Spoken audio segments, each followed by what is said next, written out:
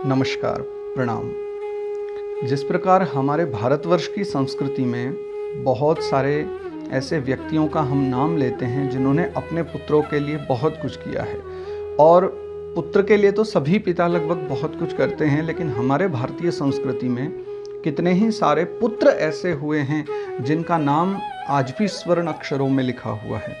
उनमें से एक नाम पितामह भीष्म का है, एक नाम श्रवण कुमार का है, एक नाम महाराज पुरु का है। पितामह भीष्म जो हुए, उन्होंने कठिन एक वचन लिया जिसके कारण वो प्रसिद्ध हो गए। पुरु ने अपना यौवन दान कर दिया महाराज ययाति को, अपने पिता को, इसलिए प्रसिद्ध हो गए। श्रवण को तो आज बालक बालक जानता है, जिन्होंने अपने बूढ़े माँ बाप को कंधे पर बिठा करके भारत की यात्रा कराई। और उसी प्रसंग में एक नाम जुड़ता है, अष्टावक्र मुनि। अष्टावक्र मुनि का जो जीवन है, उनके जीवन की कथा भी बड़ी अद्भुत है, और उसके साथ ही साथ उनके द्वारा जो शास्त्रार्थ हुआ है वो भी कथा बड़ी अद्भुत है। तो चर्चा है, महाभारत का ये प्रसंग है। एक ऋषि हुए हैं उद्दालक, बहुत प्रसिद्ध नाम है ये, बहुत विद्वान ऋषि थे उद्दालक मुनि। इनके एक पुत्र हुए थे श्वेत केतु, और इनकी एक कन्या हुई थी जिसका नाम था सुजाता। इनके एक शिष्य भी थे जो इनको बहुत प्रिय थे। बहुत सारे बच्चे इनके यहाँ पढ़ते थे, लेकिन ऐसा होता है ना, गुरु को भी कोई एक शिष्य बहुत ज़्यादा प्रिय होता है जो बहुत अच्छा पढ़ने वाला हो उनसे और उनकी बहुत सेवा करने वाला हो। तो उद्दालक मुनि के शिष्यों में एक बड़े ही विद्वान हुए जिनका नाम था कहोड़। कहोड़ नाम के ऋषि थे, और इन कहोड़ नाम के ऋषि को देख करके उद्दालक मुनि इतने प्रसन्न हुए कि उद्दालक मुनि ने अपनी कन्या सुजाता का विवाह कहोड़ के साथ करा दिया। दोनों का विवाह हो गया, और एक समय बीतने के पश्चात में सुजाता गर्भवती हुई। कहोड़ मुनि की जो धर्म पत्नी है सुजाता, उसके गर्भ में एक बालक आया। अब कथा ऐसी है कि जब माता गर्भवती हुई, सुजाता गर्भवती हुई, तो उसे लगा कि घर में बालक आने वाला है, खर्चे भी बढ़ेंगे, व्यवस्थाएं बढ़ेंगी। तो उन्होंने अपने पति को कहा, कहोड़ मुनि को कहा कि आप राजा जनक के यहाँ जाइए। राजा जनक के यहाँ प्रायः बहुत सारा शास्त्रार्थ होता रहता है, और वहाँ पर जो जीतते हैं, जो विद्वान होते हैं, उनको बहुत सारा धन मिलता है। तो आप जाकर के जनक राजा के यहाँ से कुछ धन ले करके आइए, जिससे हमारे परिवार का भरण पोषण हो जाएगा अच्छे से। तो उसकी बात मान करके, सुजाता की बात मान करके कहोड़ ऋषि चले गए, और वो जा करके राजा जनक के यहाँ पहुंचे। तो उस समय राजा जनक के यहाँ एक विद्वान हुआ करते थे जिसका नाम बंदी था। बंदी, ये बंदी बहुत ही विद्वान था, और इसका एक ही काम था कि ये जो भी आता था राजा जनक के यहाँ, उनके साथ शास्त्रार्थ करता था, और अगर कोई शास्त्रार्थ में पराजित हो जाए तो प्रायः सभी पराजित ही होते थे, उनसे कोई विजय नहीं हुआ था। और जो पराजित हो जाता था उसको ये जाकर के नदी में फेंकवा देते थे, जल में डुबो देते थे। तो सबकी नज़र में यही था कि व्यक्ति की मृत्यु ही हो जाती है एक बार जो इनसे हार लेता है, जो इनसे पराजित हो जाता है। अतः ज़्यादातर तो लोगों ने, विद्वानों ने आना भी बंद कर दिया था राजा जनक के यहाँ शास्त्रार्थ के लिए। फिर भी कुछ आया करते थे, और पराजित होके सबको जल में डुबो दिया जाता था। कहोड़ मुनि आए, और कहोड़ मुनि के साथ भी उनका शास्त्रार्थ प्रारंभ हो गया, और वंदी ने कुछ ही देर में उनको पराजित कर दिया, और पराजित करके उनको जल में फेंकवा दिया।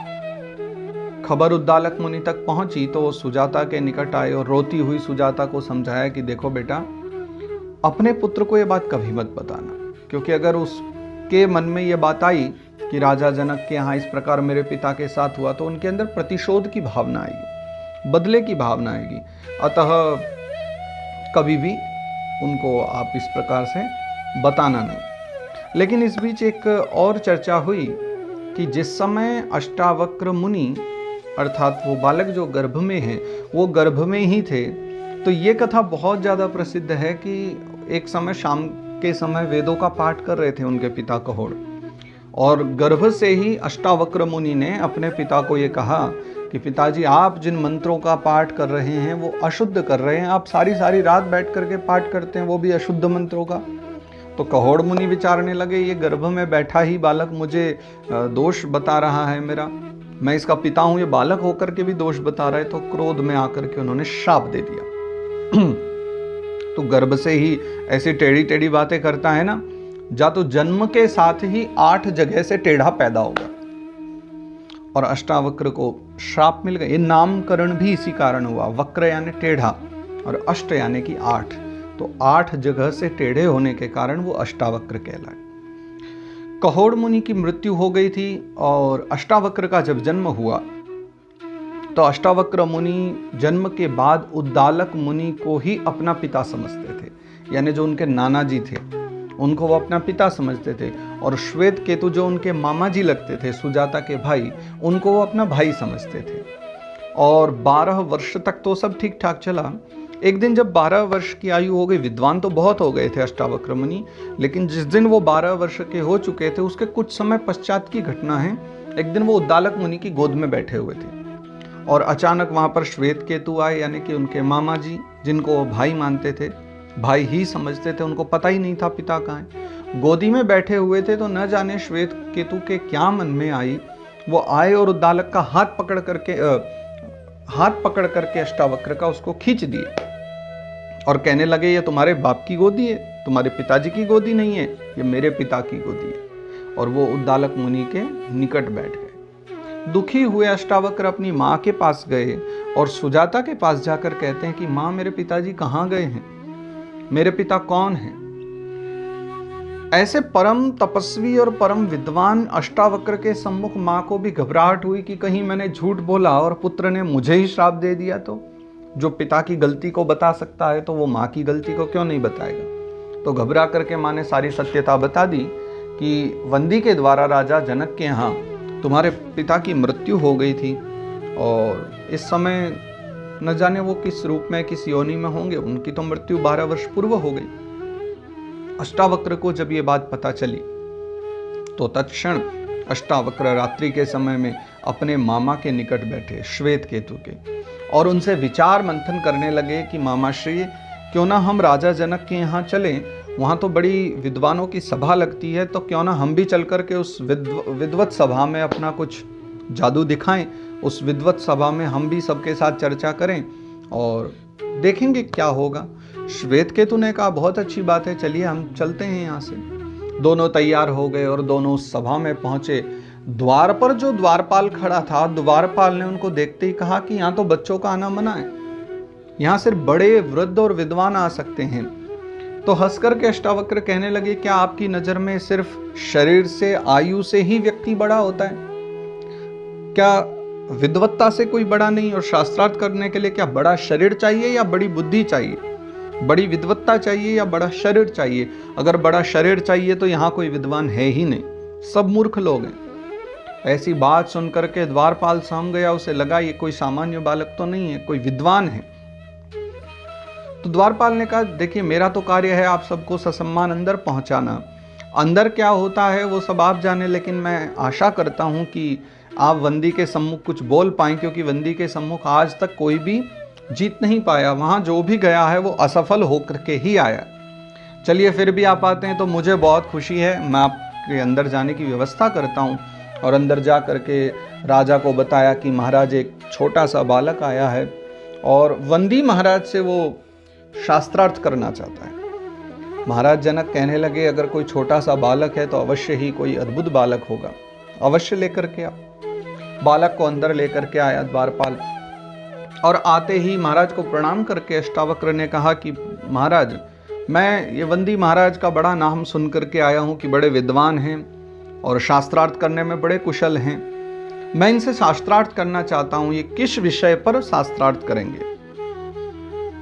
तो वंदी महाराज ने विचारा कि छोटा सा बालक है, ये क्या मुझसे शास्त्रार्थ करेगा? तो उन्होंने बहुत साधारण सा एक विषय उठा लिया, बोले मैं संख्या पर ही आपसे शास्त्रार्थ करूंगा। अब हम संख्याओं के विषय में, उसका भी पूरा एक अलग शास्त्र है, संख्या के विषय में कि हमारे पूरे ब्रह्मांड में किस संख्या की कितनी वस्तुएं हैं, उसके विषय में हम चर्चा करेंगे। और बैठ गए दोनों आमने सामने, और उसी के साथ में वंदी ने शास्त्रार्थ प्रारंभ कर दिया। तो सबसे पहले वंदी ने ये बात कही और अष्टावक्र की ओर देख करके कहते हैं कि सबसे पहले एक, ईश्वर एक है, अग्नि एक है, सूर्य एक है, और सबका राजा इंद्र भी एक है। और इतना कह करके वो चुप हो गए। अब नंबर आया था 2 बोलने का। तो अष्टावक्र मुनि ने 2 नंबर की संख्या का निर्णय किया। अष्टावक्र कहते हैं इंद्र और अग्नि ये 2 ही देवता हैं, अश्विनी कुमार 2 ही देवता हैं, नारद और पर्वत 2 ही ऋषि हैं, और रथ के पहिए भी 2 ही होते हैं। ये हैं जो सदा 2 की संख्या में होते हैं। इसके पश्चात पुनः शास्त्रार्थ आगे बढ़ा और जो वंदी हैं, वंदी ने 3 की संख्या का निर्णय किया। तो वंदी कहते हैं 3 प्रकार के ही जन्म होते हैं, 3 ही लोक होते हैं, जिनमें स्वर्गलोक, मर्त्यलोक और पाताल लोक, जिसे नरकलोक भी कुछ लोग गिनती करते हैं, तो किसी प्रकार भी कह सकते हैं। 3 प्रकार के ही लोक होते हैं, 3 प्रकार की ही मृत्यु होती है, 3 ही गुण होते हैं और 3 प्रकार के ही कर्म होते हैं। शास्त्रार्थ आगे बढ़ा तो अष्टावक्र जी ने अब 4 की संख्या का निरूपण करने लगे। अष्टावक्र कहते हैं कि 4 प्रकार की वाणी होती है, परा, पश्यंती, मध्यमा, वैखरी, ये 4 प्रकार की वाणी होती है। 4 ही वेद होते हैं, 4 ही प्रमुख दिशाएं होती हैं। इसके पश्चात में पुनः जब वंदी ने सुना तो उसने 5वीं संख्या का निरूपण किया। वंदी कहते हैं कि अग्निहोत्र आदि 5 ही प्रकार के यज्ञ होते हैं। जो पंक्ति छंद है उसकी जो लाइन संख्या है वो भी 5 है, और जो यज्ञ होते हैं वो भी 5 प्रकार के हैं, जो अग्नि हैं वो भी 5 प्रकार की है। अष्टावक्र कहते हैं कि इंद्रियां 6 हैं, वैसे तो 5 कही गई हैं इंद्रियां, ज्ञानेंद्रियां जिनको कहते हैं, किंतु मन के समेत इंद्रियां 6 हैं, ऋतुएं भी 6 हैं और कृत्तिकाएं भी 6 हैं। तो वंदी ने पुनः 7 का निरूपण किया। वंदी कहते हैं कि ग्राम्य पशु भी 7 है, वन्य पशु भी 7 हैं, छंद भी 7 हैं और सप्तर्षि ही कहे जाते हैं, अर्थात ऋषि भी हमारे जो सनातन धर्म की परंपरा है उसमें 7 माने गए हैं। तो पुनः अष्टावक्र कहते हैं कि यज्ञ स्तंभ के कोण भी 8 होते हैं, शरभ के चरण भी 8 होते हैं, तोल के जो गुण होते हैं वो भी 8 होते हैं। तो पुनः इसके पश्चात में वंदी 9 की संख्या का परिमाण बता रहे। वंदी कह रहे हैं कि पितरों के यज्ञ के जो मंत्र हैं वो भी 9 होते हैं, बृहति जो छंद है उसके अक्षर भी 9 होते हैं, और उसके पश्चात में 9 एक सबसे अद्भुत अक्षर भी है, क्योंकि जितनी भी संख्या का जन्म होता है वो 9 के मध्य ही होता है, 9 से ऊपर कोई संख्या होती ही नहीं है, अतः 9 ही सर्वश्रेष्ठ है। तो अष्टावक्र मुनि पुनः फिर 10 की संख्या का परिमाण बताते हैं। प्रमुखतया दिशाएं भी 10 हैं और तत्वोपदेशक भी 10 हैं, पूजने योग्य भी 10 हैं, और जो प्रमुख दिशाएं हैं वो भी 10 दिशाएं ही कही जाती हैं। जो सभी दिशाएं हैं संपूर्ण मिलाकर के दिशाएं भी 10 हैं। वंदी कहते हैं कि इंद्रियां 11 हैं, मनुष्य के विकार भी 11 हैं और रुद्रों की संख्या भी 11 है। तो अष्टावक्र मुनि ने पुनः क्रम को बढ़ाया और उन्होंने इस शास्त्रार्थ को और आगे ले गए, और यहाँ देख करके अष्टावक्र मुनि का ज्ञान, देखो ये जो शास्त्रार्थ हो रहा है जिसके विषय में हम तो हिंदी में चर्चा कर रहे हैं ताकि सबको समझ आ जाए, ये पूरी एक श्लोकबद्ध है, जो पूरी श्लोकों का एक शास्त्र है जिसमें सब संख्या आगे तक लिखी गई हैं। और वंदी ने जब एक छोटे से बालक को इतना सब करते देखा तो वो तो सोच में पड़ गए कि इनको इतना सब याद है, और पूरी सभा बैठ करके सब अद्भुत अद्भुत कर रही है। सब सभा कह रही है कि क्या अद्भुत बालक है जो इतनी दिव्यता के साथ में चर्चा कर रहा है, वो भी वंदी जैसे विद्वान से। वंदी ने एक ये सामान्य सी बात उठा दी, उसे लगा कि ये बालक कुछ भी नहीं जानता होगा, लेकिन वो सभी शास्त्रों के ज्ञाता थे। और पुनः उन्होंने 12वीं संख्या का निरूपण करते हुए कुछ बातें कही। अष्टावक्र मुनि कहते हैं प्राकृत यज्ञ के दिन भी 12 होते हैं, जगती छंद के अक्षर भी 12 होते हैं, और सबसे प्रमुख वस्तु 12 महीने होते हैं, 12 मास होते हैं। अब संख्या आई 13वीं की, और यहाँ तक आते आते वंदी थोड़े से सोच में पड़ गए, क्योंकि उनको आगे का अब स्मरण नहीं आ रहा था। तो बहुत विचार करके उन्होंने सोच समझ करके लोग देखने लगे कि लगता है वंदी पराजित हो सकते हैं, क्योंकि ये तो निर्भय होकर के बालक तो बोले जा रहे हैं। तो उन्होंने बहुत याद करके और फिर उनको आधा श्लोक याद आया और उन्होंने वो आधा श्लोक ही गा दिया। और उस आधे श्लोक का तात्पर्य ये था कि तिथियों में त्रयोदशी तिथि उत्तम है कुछ कार्यों के लिए, और पृथ्वी पर 13 द्वीप हैं। और इतना कह करके वो आधा ही श्लोक बोल करके चुप हो गए।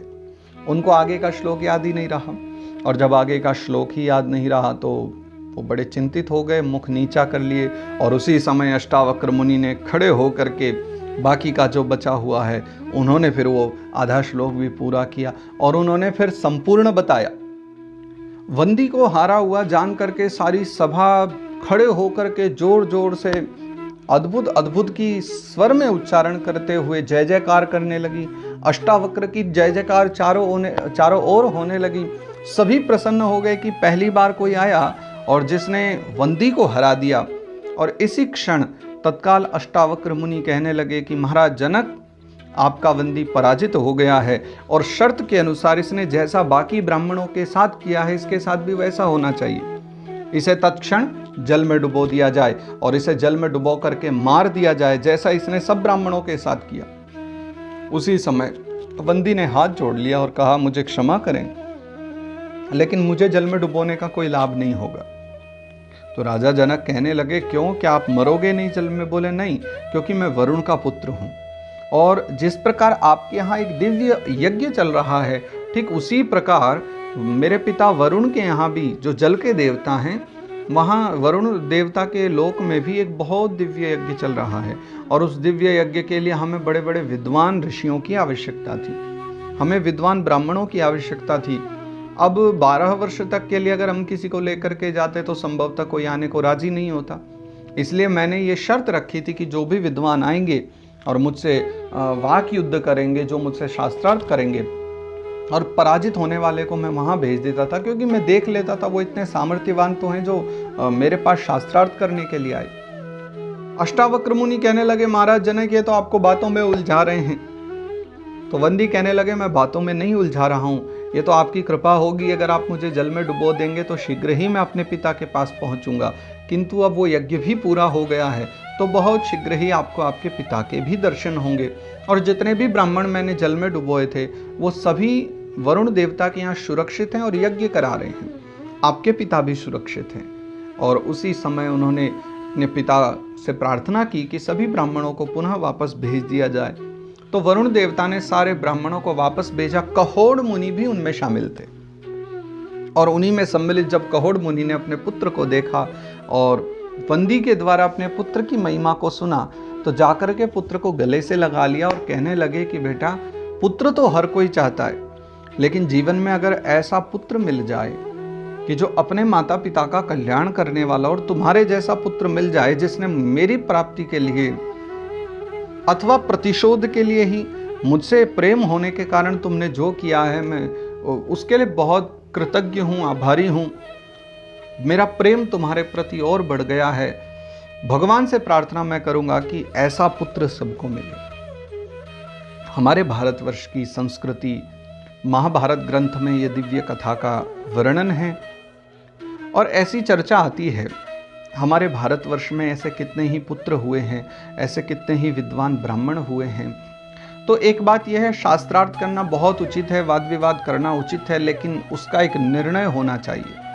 इसलिए संवाद, हमारे ऋषि मुनि कहते हैं संवाद करो, वाद विवाद न करो, क्योंकि संवाद का तो एक निर्णय निकल जाता है लेकिन वाद विवाद का कभी भी कोई निर्णय नहीं निकलता है। तो सभी आप प्रसन्न रहें, खूब आनंद करें और घर में भी वाद विवाद न करें, सिर्फ संवाद करें। संवाद कुछ अच्छा उत्पन्न करता है, वाद विवाद कुछ बुरा उत्पन्न करता है, बस यही दोनों में फर्क है। तो सब अपना बहुत ख्याल रखें, धर्म चर्चा करते रहें। सभी को सादर जय श्री कृष्ण।